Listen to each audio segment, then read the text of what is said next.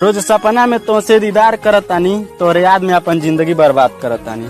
रोज सपना में तोसे दीदार करतानी, तोरे याद में अपन जिंदगी बर्बाद करतानी। आ तू कहलू कि तोके हमारे याद ना आवेला का? एक करे जा सुना, पानी पिया अटकी त बुझिया तोके याद करता। पानी पिया बुआ सरकी रहनी त बुझिया याद करतानी।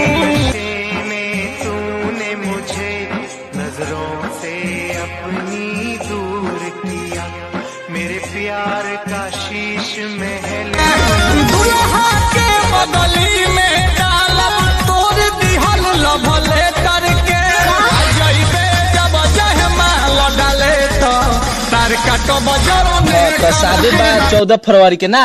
हो तो एगो कैमरा भेज देम फोड़ के रह द मर्दे हमर साटा ना होई। अरे का भेलो?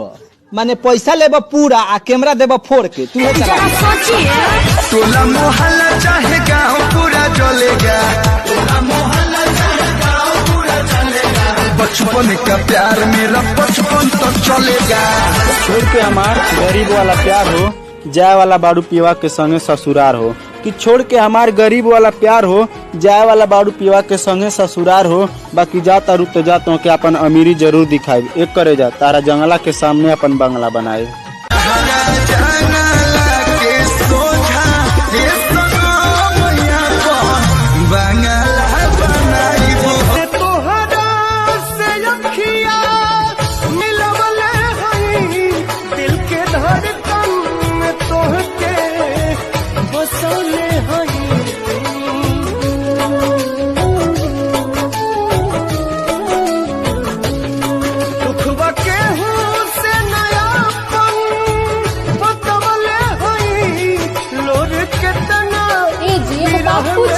हाँ पूछ। हाथ से प्यार हो जाला काजी? ई के कहला तारा से हो? अरे वो हम बाजारे जात रही ना तो देखले है ट्रकों पर लिखल रहे हाथ मत पगली प्यार हो जाएगा।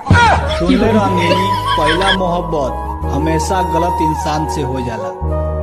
तोहरा से मिलला के बाद विश्वास भी हो गई। खोजलू जार के कौन चाही